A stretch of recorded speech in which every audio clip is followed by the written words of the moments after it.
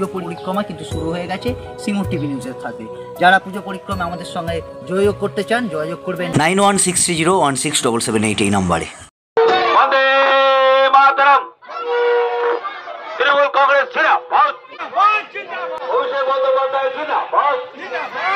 ব্যান্ডেল দখল মুক্তি নিয়ে বিতর্ক তুঙ্গে, বিধায়ক অসিত মজুমদারের নেতৃত্বে জোরদার প্রতিবাদ। হুগলি জেলার ব্যান্ডেলের ব্যান্ডেল রেলওয়ে স্টেশন সংলগ্ন এলাকা দখল মুক্তি অভিযান আবারও চরম, রীতিমতো ধুন্ধুমার পরিস্থিতি বলা চলে। রেল প্রশাসনের একাধিক নোটিশের পরেও অবৈধ ঝুপড়ি বাসিন্দারা জায়গা ছাড়ছেন না। সম্প্রতি রেল প্রশাসনের তরফে আবারও একটি চূড়ান্ত নোটিশ জারি করা হয়, যাতে বলা হয়েছিল 10 জুলাই 2024 মধ্যে জায়গা খালি করে না দিলে বল প্রয়োগ করে উচ্ছেদ করা হবে। এই সিদ্ধান্তের প্রতিবাদে স্থানীয় বিধায়ক অসিত মজুমদারের নেতৃত্বে টানা আন্দোলন চলছে। আজ আবারও স্থানীয় বাসিন্দারা ঝাঁটা ও লাঠি নিয়ে প্রতিবাদে সামিল হন। বিধায়ক নিজে রেলের নোটিশ প্রকাশ্যে আগুনে পুড়িয়ে দেন এবং একে অসাংবিধানিক আখ্যা দিয়ে বলেন, এই নোটিশে কোনো সরকারি সিল বা স্বাক্ষর নেই। বিধায়ক মজুমদার বলেন, এখানে যারা থাকেন তাদের অধিকাংশই গত 40-50 বছর ধরে বসবাস করছেন। আর যদি তাদের উচ্ছেদ করা হয় তাহলে তারা তাদের পরিবার পরিজন নিয়ে কোথায় যাবেন? তিনি মোদী সরকারের তীব্র সমালোচনা করে বলেন, 70 বছর ইতিহাসে এমন নিষ্ঠুর সরকার দেখি আমরা। মনমোহন এমনকি অটলজিকেও দেখেছি, কিন্তু এই সরকারের মতো নির্দয় সরকার আগে আসেনি। বিজেপিকে আক্রমণ করে অসিত মজুমদার কড়া ভাষায় বলেন, বিজেপি কোনো দল নয়,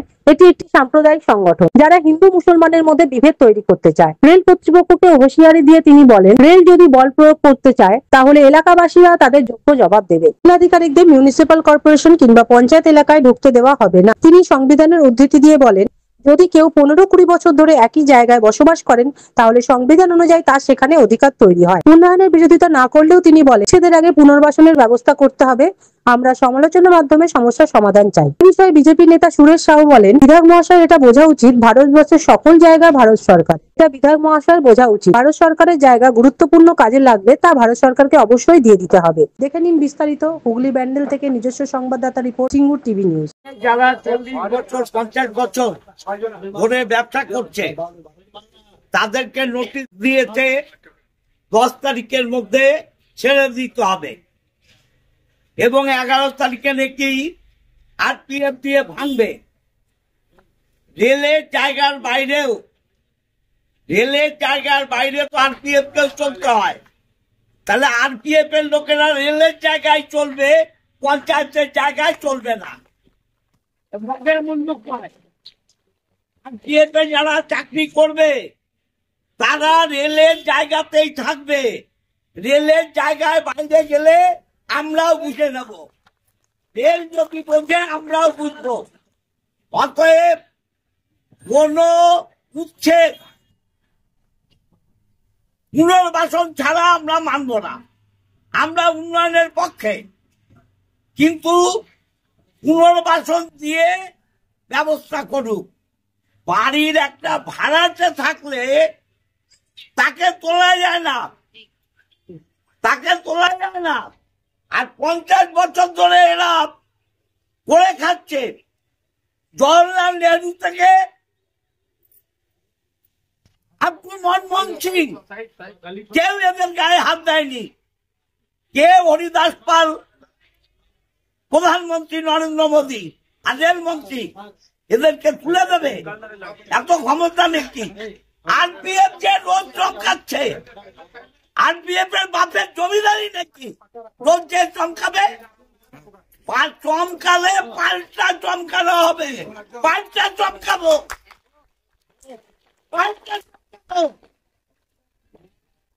এবং আমরা এখান থেকে এই অফিসে যাচ্ছি, আলোচনার মাধ্যমে যা কিছু করতে হবে, স্বৈরাচারী নীতিতে হবে না। আমি এইকে বলেছি আলোচনার টেবিলে বসে আলোচনা করুন। আলোচনা ছাড়া উচ্ছেদ হবে না।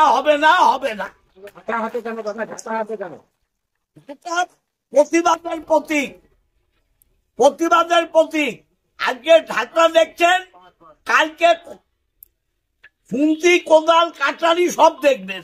দাদা একেবারে নোটিশ পুড়িয়ে দিতে দেখা গেল আরপিএফ অফিসের সামনে। বলাবো না, কি করব? যে নোটিশে কোনো মেমো নাম্বার নেই, যে নোটিশে কোনো স্বাক্ষর নেই, এটা নোটিশ, এটা চিটিংবাজি, 420। বিধায়ক মশাইয়ের বোঝা উচিত ভারতবর্ষের সকল জায়গা ভারত সরকারের।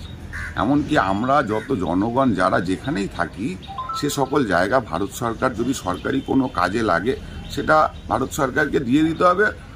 বিধায়ক মশাই যেই জায়গায় থাকে প্রয়োজনে যদি সেই জায়গায় সরকারি কোনো কাজে লাগে তাহলে বিধায়ক মশাইকেও দিয়ে দিতে হবে। এটা বিধায়ক মশাইয়ের বোঝা উচিত।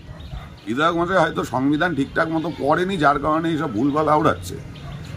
আজকে রেলের পক্ষ থেকে যেই জায়গায় নোটিশ দেওয়া হয়েছে ওই জায়গায় তো রেলের জায়গা, উন্নয়নের ক্ষেত্রে যদি এখন রেলের প্রয়োজন পড়ে সেই জায়গাটা তো রেলকে দিতে হবে। এতদিন ধরে বিধায়ক মশাই চুচড়ো বিধানসভায় রাজত্ব করেছেন, ওনার সরকার রাজ্যে ক্ষমতায় রয়েছে, বহু জায়গা রয়েছে যেগুলো কলকারখানা হওয়ার প্রয়োজন ছিল, কলকারখানা হয়নি, উন্নয়নের কাজে লাগতো, উন্নয়ন হয়নি, ঝাঁক জঙ্গলে পরিণত হয়ে রয়েছে।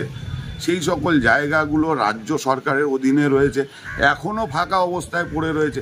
তো সেই জায়গাগুলো এই মানুষগুলোকে এতদিন তো উনি চাইলেই পারতো নিয়ে গিয়ে বসতি স্থাপন করে দেওয়া। তারপরে ওনারা আবার ঢাক ঢোল পিটিয়ে বলে বাংলার আবাস যোজনা, সেই আবাস যোজনা দিয়ে ভালো পাকাপুক্ত ঘর বানিয়ে দিতে পারতোই বিধায়ক মশাই চাইলে, কিন্তু সেটা করেনি। সামনে বিধানসভা ভোট, ওই মানুষগুলোকে ভোটকে নিজের দিকে ভোট আনার জন্য এই ধরনের কাণ্ড কারখানা করছে। আরে বিধায়ক মশাই এতদিন তো এরা আপনাকে ভোট দিয়েছে, আপনার কর্তব্য ছিল না গার্জিয়ান হিসাবে এনাদের এই কাজগুলো করে দেওয়া? এতদিনে একবারও দেখেছেন যে তারা কি খেয়েছে, কোথায় রয়েছে, কিভাবে চলছে? আজকে হঠাৎ আপনার দরদ উদলে পড়ছে। দরদ যখন দেখানোর আছে দিয়ে দিন না। আপনার রাজ্য সরকারের তো বহু জায়গা রয়েছে পড়ে, সেই সকল জায়গাগুলো বসতি দিয়ে দিন, বাংলার আবাস যোজনা দিয়ে ভালো ঘর বানিয়ে দিন। কে বারণ করেছে? আপনারা রেলের উপর আঙুল তুলছে।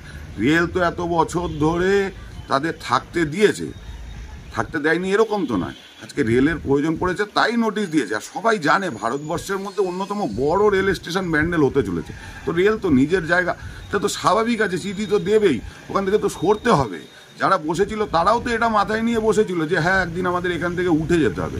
কিন্তু কর্তব্য আপনার ছিল, আপনি ভোট নিয়েছেন তাদের বাড়ি বাড়ি গিয়ে, আপনার উচিত ছিল ওনাদের একটা পুনর্বাসনের ব্যবস্থা করে দেওয়া রাজ্য সরকারের জায়গায়। সেটা আপনি করেননি, আপনি ব্যর্থ বিধায়ক।